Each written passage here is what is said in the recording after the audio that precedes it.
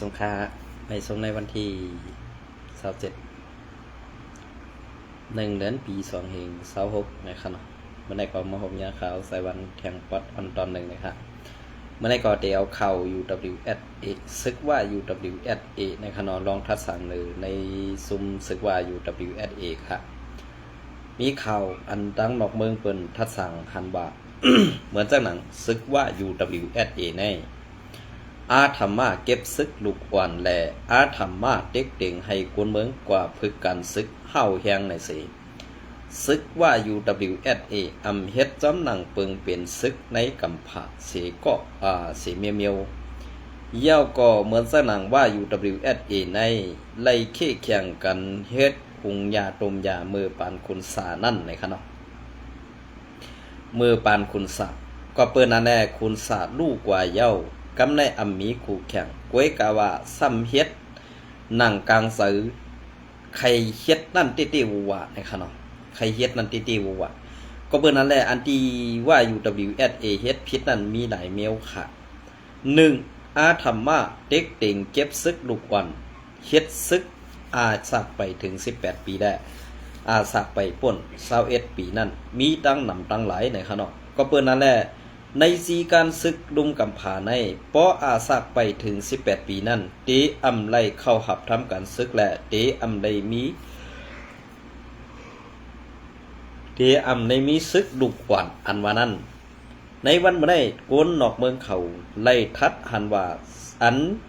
เก็บซึกลูกอ่อนและเซ้อลูกอ่อนเข้าปังตึกนั้นเป็นซุ้มซึกว่า UWSA อันตีเงาหักซุ้มหุงยาต้มยาในเมืองไทยหลายๆอ่องตีกว่าในนาตีอันตีเขายามเฮ็ดคงหุงต้มยาซากกว่าซื้อในมีไว้หลายอ่องตีในเมืองไทยตีเอาหูเมืองตังซานต่อป้อถึงหูเมืองตังห้องก้วยกะอันอำเฮ็ดอันเอาเขาอำเฮ็ดคงต้มยาไว้นั่นกึดตีประตูเมืองขี่นั่นก้วยเย้านี่อันนี้ก็ข่าวตีเก็บเอาข่าวนอกเมืองโขนึงเสมาต่อไต่ไข่ในพี่น้องเขากว่าเสื่อไหนก็เพื่อนั้นได้อันที่เขาเฮ็ดอยู่ในเมืองสนามตีประตูเมืองเขได้เขาฮัดเฮ็ดค่ะก็เพื่อว่าเพราะว่ากะยาเขาเข้ากว่าตั้งเมืองเขเพราะไหนว่าในตื่นโซเผียวอันนั้นตื่นโซเผียวเนี่ยเหมือนแต่ว่าตื่นโซเผียวอันว่าได้ตื่นสุดกว่ากำเหลียวเนี่ยค่ะเนาะก็เพื่อนั้นแหละอันที่เขาเฮ็ดได้มันเกิดตีประตูเมืองเขอันตีเปิดลานไว้นั่นก็เอาในเขากำในอันตีปังสร้างในโฮงต้มยาอำมีอำใส่ก้วยกาว่ากวนดงผู้อ่อนหูเหมือนสนางเวยเสียวกลางอันว่าในอำปันให้เอายามายาผินกู300,000 เปิงในปังสร้างในเต็มในเอามาเก็บเยี่ยวก็เต็มได้เฮ็ดหุงออกก็เพื่อว่ามันเป็นเงาขามปื้นลงซึกว่าเป็นในนาตีว่ากุ้มกำตั้งปึกแหละตาตีมีห้องต้มยาหุงยานั่นตื่นเต็มไรล่าเนี่ยอันไหนคะนะ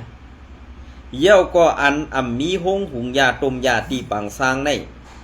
ก็สังแลตีไรมีเนี่ยก็เพื่อว่ามันเป็นตีอยู่มันเป็นปีแหน่แหละเป็นนาตีอุปเปิงตีมีซึกจุ่มเลยค่ะในปังสร้างในมันเปลี่ยนเสื้อไหนเยี่ยวก็อันตีเขาข้ามมาไผ่ตัวโค้งนั่นอันเหมือนสังหนังRCSS และ SPP RCSS และ SPP ตึกกันนั่นเป็นพรดีปุนตาซึกว่าเตๆค่ะเฮ็ดสังแลปองว่าเป็นพรดีปุนตาซึกว่าเตๆค่ะข่าวติมาซับแรงนี่อันข่าวนอกเมืองเปิ่นแต้มไว้1อัน SPP และ RCS ตึกกันนั่นผู้อยู่ว่าแห้งซึกRCSS นั่นมันเพิ่มนำยาม8มืออันตังป่นมานั่นแหละ SPP นี่เจอตกเอากูแปดเหตาเตมีแห้งต่อสู้ตึกต่อซุม RCS ขึ้นนั่นไล่กว่าจันเอาจุ่มซึกว่านั่นกว่าย้อนเอาตั้งใจแถมตีซึกว่านั่นเสคามโคงมาพืชตึกยื้อซอย SPP ในเมืองไต้ปอดของเสียมกากว่าพืชเป็นเหมือนจังนั้นว่าผู้อยู่ว่าซึกลอยก็ยื้อRCS ใน SPP ในเนียดกว่าจงจันเอาซึกร้อยในมาพึกการซึกมาพึกลายตึกบันสีนางหื้อซึกร้อยดีจอยเขายื้อในอันไหนแหละเป็นพรดีทั้ง2ตับซึก ซึกลอยแหละซึกว่า UWSA อัน SPP เป็นก็ติงเอาเฮ็ดเป็นบ้านว่านั้นกำในอันที่ข่าวว่าเฮ็ดสังแลมีพรดีทั้ง2ซุ้มในมันมีเสิ่งคือล่ะอันปอดของมือปอกนั่นมือปอกอาเซียนขึ้นเมื่อถึงปอดของอันค่ะนะซึกร้อยในอำกูค่ะ SPP ไว้กาซ้ำกูอาเซียนอะไรเมื่อปานนั้นนะปานนั้นเหียก็กำในซึกร้อยตึกลูกตีตังเมืองยังทูซึกขึ้นมือตาตีมืออยู่ขึ้นนาตีมันตรงน้ำสันเอกำในเขามือเตตั้งตาตีเฮ็ดตับซึกลอยตะอ้างมาให้ตาตีตัดเอาถึงซีวิงจอบไม่ได้เป็นนาตีอุปเปิงก้อมกำเขากว่าอันย้อนเอาปีเนตีมันอันตึกมันครับนะอันตึกมันกำเนินสุดมาเฮียงซึกลอยในมันปุ่งนำเฮียงน่ะแหละกำในอาเซียได้ก็มันเป็นตึกโพซึกขึ้นมือจะว่าอาเซียเนี่ยมันปองถึงตะพงเกี่ยวค่ะอาเซียได้ปองถึงตะพงเกี่ยวเหตะพงเกี่ยวในฮู้ว่าข้าวยำอาเซียเตมาถึงที่ไหนเนี่ยมกยื้อกันนั่นเองเลยว่าอาเซียก็ซุ่มนำไม่กันนั่นนะซุ่มนำไม่กันนั่นกำในSPPในซ้ำกูซึกอาเซียในเฮียงหนาวกำในตัวเฮียงกวนไผ่SPPเขาก็อันเข้ามาไผ่ทั้งสั้นคนนำมือแขกนั่นนะมือแขกนั่นกำในSPPเนี่ยสาเหตุกะจุงจันเอากะซึกลอยมีครูคือมีจีสอนการขึ้นใน SPP เนี่ยกว่าจันเอาเข้ามาสอนการปันนั่งคือเดตึกนั่งคือเดยื้ออาเซียนนั่นอันไหนขนาดแผนการอันมันลงโตอยู่ในเปลี่ยนSPP ก็เฮ็ดหลายๆค่ะในเมืองใต้ปอดของไอ้จะว่าซุ่มไหลนะเยี่ยวก็อันเขาตีลาดเทียงว่าเมืองอันตีว่าคำคงมาไหลเทียงกำในแหละอันตีมาจอดไว้อยู่ในเมืองใต้เขาขาพอเต็มกว่าเชียงในเนี่ยเป็นSPP เทียงค่ะตาตีเข้ามาตึกตาตีเข้ามายื้อสีอะไรกว่าสันออกมาค่ะเนี่ยเงินว่ากองว่ากูนว่าได้กว่าไล่กว่าเฮ็ดลิกกินแก่นกันเต้ๆวายค่ะเนี่ยเพราะว่าซึกว่าในตายกว่านึงก็สังว่ามีเงินบ่ได้สังว่ามีเงินสายปันก้าหูเขาซึกว่าตายนึงก็เตไล่เอาลูกวันไตอาสัก5 6ถึง13ในปันซึกว่า2ก็อันนี้เป็นอันนี่ก้นดงSPPเฮาคาเฮ็ดปันตาไตเฮาข้อที่2อันเอาเงินมาใส่อยู่นั่นตีไล่หาตีเฮ็ดหงตุมยาหุงยาแหละตีไล่ไปเอาห่มลมปันหงตุมยานั่นอันไหนข้อที่สั่งอันไหนมันออกมาตีโคคิวมันออกมาตีว่า UWSA และ SPP ซ้ำเฮ็ดจอมขอตกลงอันไหนค่ะบ่ว่าเปิงเป็นอันไหนมันเซอเต้ป้อไหนซึ่งพี่น้องเขาขึ้นกว่าทัดด้วยค่ะแหละตีในแฉบ10อันSPPเฮาอยู่ในวันมื้อในเหมือนจังหนังจอกเมสีป้อเมืองใหญ่ลาเซียวได้เฮาตัดว่ามื้อเดียวมีSPP กวนซึกแต่มีอยู่ก้วยกามพัดใส่โคซึกครับพัดใส่โคซึกก็เปิ้นนั่นแหละอันที่เขาเฮ็ดอยู่ในขณะอันที่เขาเฮ็ดอยู่ในค่ะก็เปิ้นนั่นแหละเฮ็ดยอมเฮ็ดขี้ข่ายอมเฮ็ดกวนไปหงตมยาหุงยาปันซุกซึกว่าแหละลาวบ้านขี้อันไหนค่ะอันไหนยาวอันSPPแลอาเซียนโฮมกันไรเนี่ยใจย้อนก้นออกข่าวผู้ทัดสร้างการเมืองผู้ออกข่าวการเมือง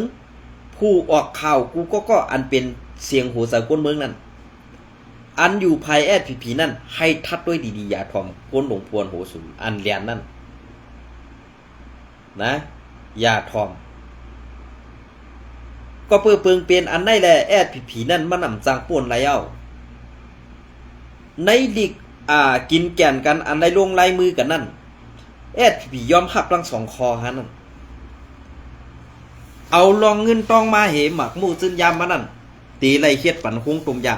หาปันตีหงตุมยาห หุงยาและเอาห่มลมปันห้องตมยาอันที่สองก็คือปอกวนซึกว่า UWSI SA ตายหนึ่งก็ตีไล่เก็บเอาซึกลูกวันสร้างอับเปลี่ยนขึ้นปันซึกว่าตาสองก็อันไหนมันพรดีนั่นเปิ้นเข้ากว่าตั้งเปิ้นเด้ๆกำในลีกอันไล่ลงไล่มือกึตึกยอนอมค่ะลงไล่มือกินแก่นกันลองตีเฮ็ดสัญญากันตีไล่เฮ็ดกลไปหงตุ่มยานท่านเฮ็ดเป็นหมาค่ากีบค่ะนะหมาค่ากีบอันมาได้ซึ่งฮือหลานี่กำในเหมือนจังหนังลาวปานขี่ไล่กว่า2กีบซุมว่า UWSA แล้ว2กีบเป็นสีเอาข้างล่ะกำในกีบอันเล็กๆในซ้ำมอบอาปันซุมอันเอาห่มลมปันหงตุ่มยาSPP เฮาไล่เมื่อเดียวในหาลอกไล่ตาดีเอาเงินกว่าขึ้นเตียนนี่สร้างนี่ปันว่า UWSA นั่นอ่ำมีตั้งเย้าค่ะก็เพื่อหุงยาตุมยาเจ้าไหนก็มันอ่ำเป็นไล่เย้าแหละซึ่งมันเขาซ้ำนี้ว่าเป็นซุ้มโคคิว SPP ในซุ้มเดียวก็แหละลาวปานเขแหละว่า UWSA นั่นป้วนรอดกว่าเย้าค่ะกำในว่าก็ย่อมปล่อยไล่ SPP ในสังว่าปล่อยกว่าเพราะในสิ่งซื้อโคเขาก็ตื้นตีหายในซุ่มซึกว่าตีอยู่อย่างก็เปิดซึ่งนั้นแหละอันเปิ้นเอาซื้อโคเขามาเฮ็ดขุดเอาเนื้อดินใต้ดินในเมืองใต้เฮ้ยตาตีใส่เตียนขึ้นนีเบิ่นนั่นเขาตีแล้วผมรวมปันเตรียมไล่ปันก้นเมืองสารคัดในแหละในลิกินแก่นเที่ยงพื้นนึงตีเปลี่ยนซึ่งไหนนะมันเปลี่ยนจากไหนในลีกอันที่เขาลงลายมือกันนั่นอำว่าซุ่มซึกว่า UWSA และลาวปานเขอันคมกันคุดทันหินฮื้ออำนั้นคุดพลอยคุดค่ำอยู่นั่นตีเลยอำมีซุ่มSPPเอาห่มลมอำมีก้วยกะอันเอาห่มลมปานนั่นปันเปิ้นเอารอดๆแล้วๆนั่นเฮาไล่เตียนหนีเปิ้นอันนั่นในข่าวนะเฮาไล่เตียนหนีเปิ้นอันเฮาไล่กว่าเอาห่มลมปันเปิ้นนั่น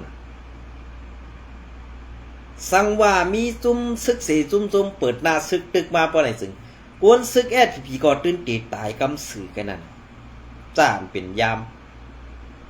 กำในอันภายเตียนเขาเฮ็ดอยู่นั่นในซับเป็นในนาตีSPPเฮากาคุมกำหลายๆคนเมืองลาดสั่งไหลกวนเมืองตีต่างลาตีลำไหลกวนเมืองกะตุกย่อนไหลก็เปิดซึ่งนั่นแหละตีอันว่าเขาฮัดเสือโคซึกว่าในเตมีหลายอ่องตีเนี่ยตีเมืองกึ่งในตีกาดพุยเมืองกึ่งในว่าเป็นตับลงตับอันตีส่งไล่กูไผ่แถมแห้งไล่กูตั้งนั่นอันเป็นยามมันนั้นซ้ำเป็นซึกโคคิวSPPเฮาสองพี่น้องขอปองเซอเนี่ยกันไหนตาเปิ้นได้เข้าหาซึกว่านั่นไหนซึกไตเฮาขาซ้ำบ่เป็นก็กวนเอาห่มลมแลเป็นกวนไปยามปั่นเย้าเผอตีตายอันตั้งเย้าเผอตีซุมันตั้งอันว่านั้นว่วนเอาด้วยกีในก็ไรเอาค่ะนะว่วนเอาด้วยกีในก็ไรเอาอำจะว่าข้าวไส้วันไข่ใส่ให้ไปสีก็เพื่อว่าข่าวโหในมันเป็นข่าวตั้งนอกแห่ข่าเขาสั่งไรเอาอ้างอิงเอามาต่อไต่ไข่ในพี่น้องของกว่าซึ่งนั้นก็ว่าเปิงเปลี่ยนอันในมันอำจะว่าRCSเป็นต้นเป็นเงาคำปื้นลองตั้งคัดยั่งหืออำนั้นลองตั้งผิดลงในเมืองใต้เหมือนกันอันเป็นเงาคำปื้นแลอันอำไข่ดีเสปอกในจุ่มโคเขียวในหู้อยู่ว่าขวัดพอดตับซึกอำหมอล็อกไล่การต่อสู้การซึกอำเป็นล็อกไล่เข้าหาการเมืองอำหมออันในแลมันเป็นเงาคำปื้นอันคำยากแทกเสียใครเมืองใต้เฮายอกย่อยก่อยผีมันอยู่ในวันบ่ได้อำเซาซุ่มRCSเป็น SPP เป็นจุ่มโคเขียวSPP กวนหลงผู้อ่อนหูSPP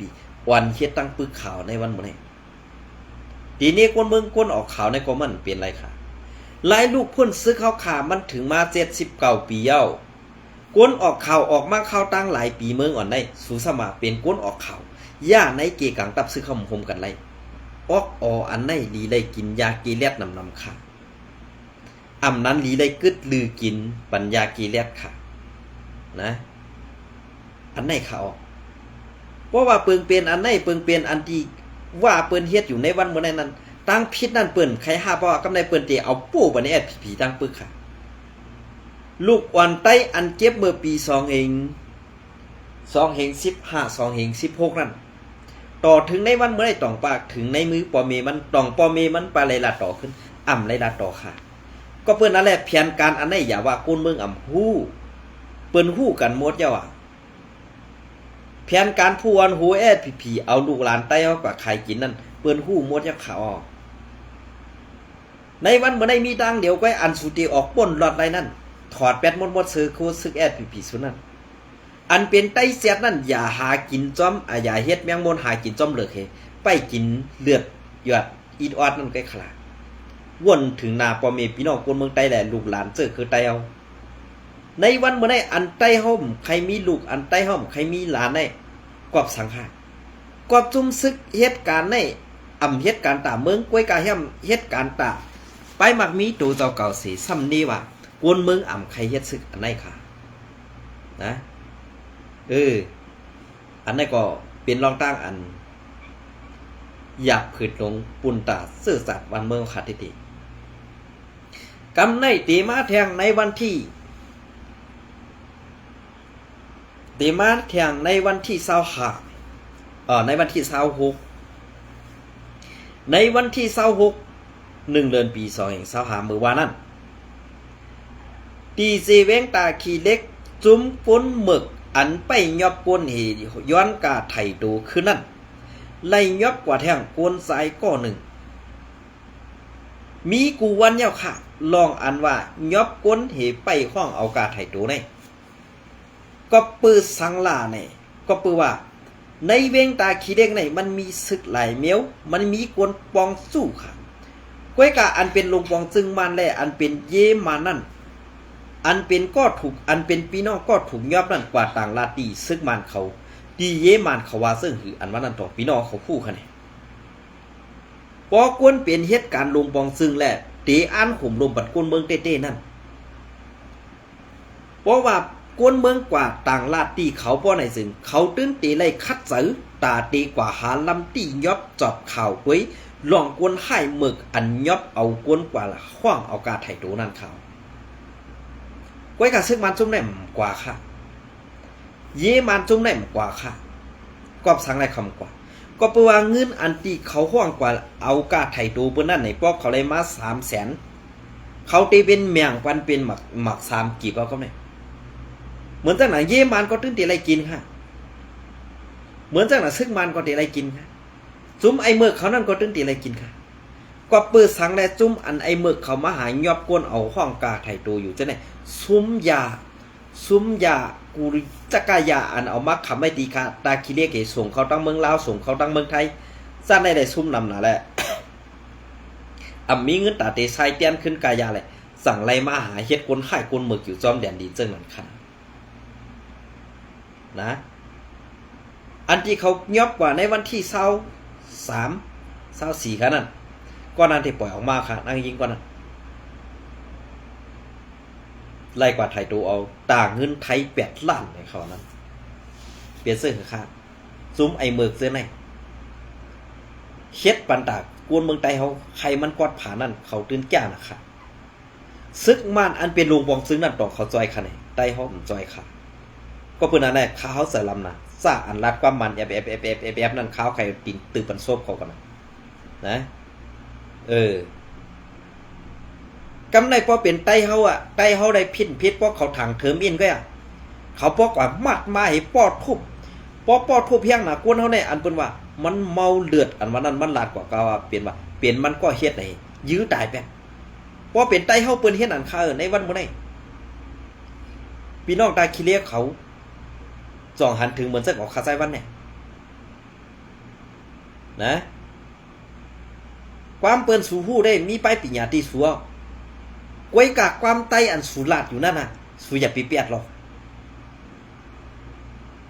ถ้ามีใครมัน1ผ้าตรงพระลงจีนเจิ้งเปิ้นเนี่ยมันเปียดหลายเด้ไตซะไหนก็นะเวลาก็ พุ่งพลุงกีนั่นคุ้มหูเจ้าแหละมันเต็มจังเลียดมันเต็มจังรัดความใต้ปีแล้วค่ะดอก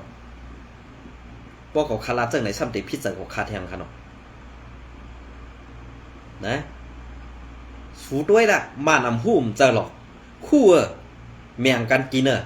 ในแผนการเจ้าไหนบ่สู่ปองเสรีเลยคัดใส่สิทัดด้วยข่าวเสื้อไหนเฮาเปลี่ยนไตในบ่เปลี่ยนไตในเปิ้นจังหน้าหาในวันมื้อไหนไว้กะซึกไตเฮาคาเด้เตรียมถึงดูเขาเจ้าค่ะแล้วเนาะการเขาเจ้าก็มีนำน่ะซึกไตเฮาค่ะแน่ไว้กะจ้าเฮากวนออกข่าวในซ้ำมีการข่าวบ่เฮาลาดกว่าก็เฮาก็ซ้ำพิษติ๊กๆนั่นค่ะบ่โลกเฮ็ดซึบซ้ำเก็บอยู่ลูกหลานพ่อแม่พี่น้องคนเมืองไทยบ่เปิ้นเฮ็ดทางใต้มีซุ่มไหลเข้ากว่าจ้อยบ่ได้มีดังพิษตาติมัดตาติติตาติปอกกว่าตาติมัดกว่าเอาตายตูตันไว้ตาเสค่ะซึกใต้เฮาค่ะก็ป้องเปลี่ยนจังไหนมาเฮาค่ะอุ่นเมืองใต้นั่นอยู่กว่าย้อนเป็นบทกรรมของเมืองใต้ถูกไล่ก็เลยกินไว้แต่กอมฮู้คัน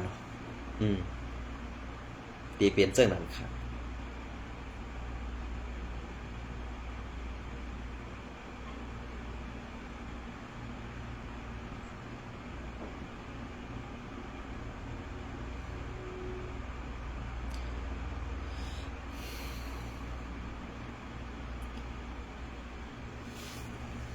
อันนี้ก็ตีเก็บเอาอันนี้มาต่อใส่ใครในพี่น้องขอกว่าอีกหนึ่งอันนี้ก็ตีเป็นตีเมืองว่าค่ะนะตีเป็นตีในเมืองว่าในนาทีว่ากุมกรรมค่ะอันนี้ก็ยอดอินเนี่ยค่ะเนาะยอดอินเตรียมต่างไว้เมื่อในวันที่23นั่นค่ะลีโกเต้เต้ปอมามีมาเซเต้แฮมไตกุนอ่ำกาจีกินปลาเนื้อกุนเป็นตีในเมืองปอกนาลินตับศึกวะกุมกับ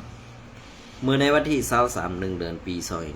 2026ตีเมืองปอกนาลินกุมกับตับศึกวะ UWSA ย้ำกลางในนั่นเศร้านาตีตับศึกวะ UWSA เขาไล่เข้าตียอบผู้ไซอันแฮมตายโกนเสกินเนื้อโกนปลาไซก็อันแฮมตายแฮมก้นตายในพอมันอ่ำทิ้งไหลแหล่ไหลปันเปิ้นทิ้งลูกไซมันซ้ำแฮมตายก้นก็อันก็นั่นสิจีกินเนื้อจีกินเนื้อก็อันมันไซแฮมตายนั่นขึ้นว่าไหน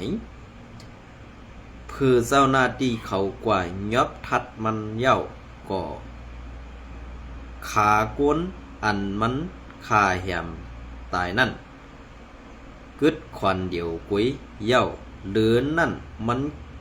กินเสียงเย้าไหนค่ะมันลาตีเจ้าหน้าที่เขาว่ามันอ่ำไลกินเนื้อหึงเย้าแหล่สั่งไลจีกินในคาเย้านั้นตายก็หันเจมีเจยินเจมากูวันเตขาข่าวเมของยอดยินปืนเพ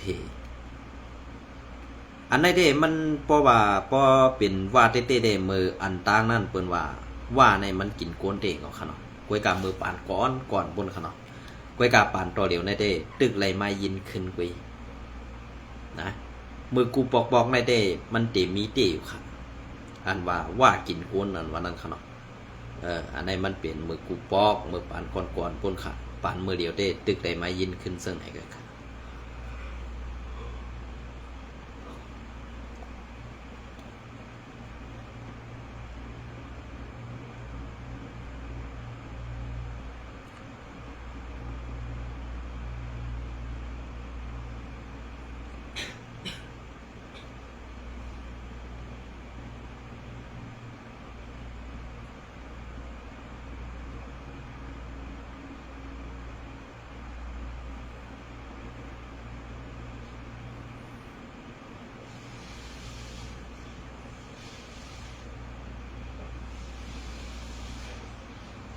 นาะค่ะอันนี้ก็เต็มมา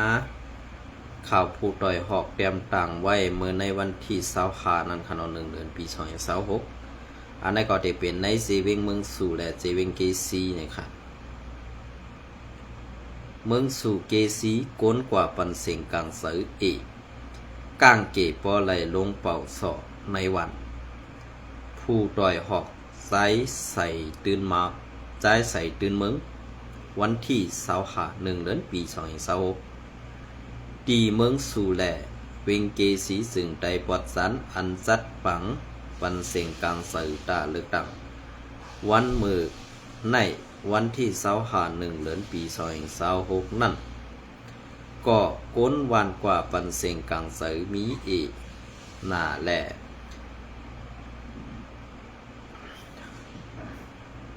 มีหน้าแหล่ก้างเกปอไหลลงในปอกในย่อมสอซ้อมจิ๋วซ้อมงอนลาดให้ก้นหวานกว่าปันเสียงกลางสะ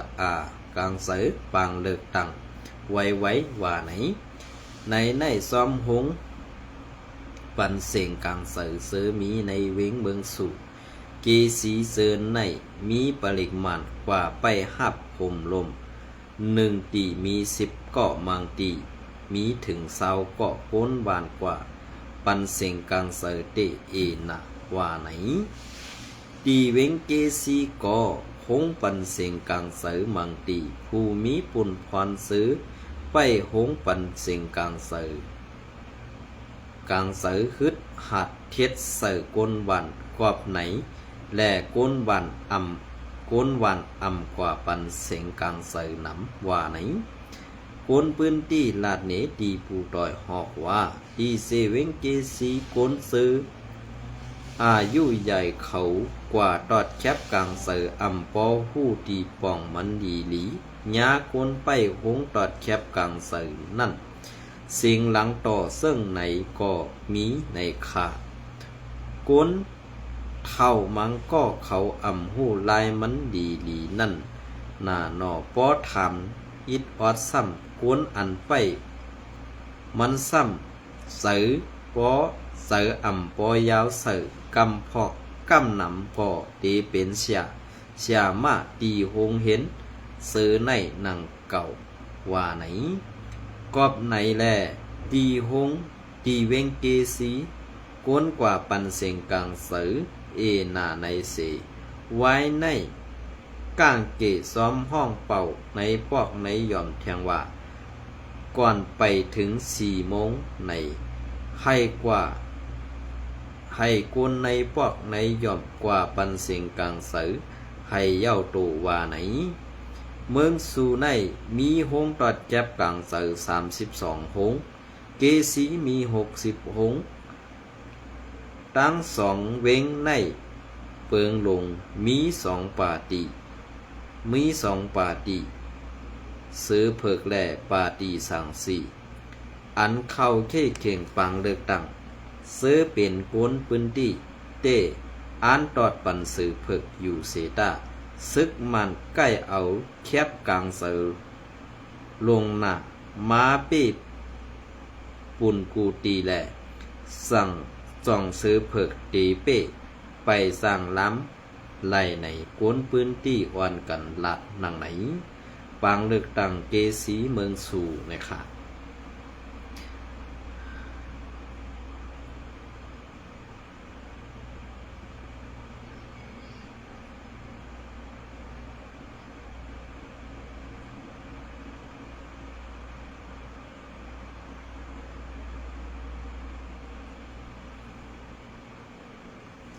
อันไหนแต่ไปอาโซพอหันดินไก่มันเนาะเพราะว่ามันนะเด้นะเสียมาอยู่ในวันในสวนแต่นั้นก็คือถัดจากจิตก็เดี๋ยวไว้เข้าค่อยสอนบรรลุวันก็เดี๋ยวเปลี่ยนด่วนอาแก้งแก้ไอ้เสียมาปันเป็นเสียมามาน5เสียมาใต้หมู่น่ะเนาะลาดความดีก็โตประสบเหี่ยวกว่าตีไว้สั่งมันน่ะก็ได้ลาดเตงก็เนาะยินส้มในใบสูงกูก็ค่ะ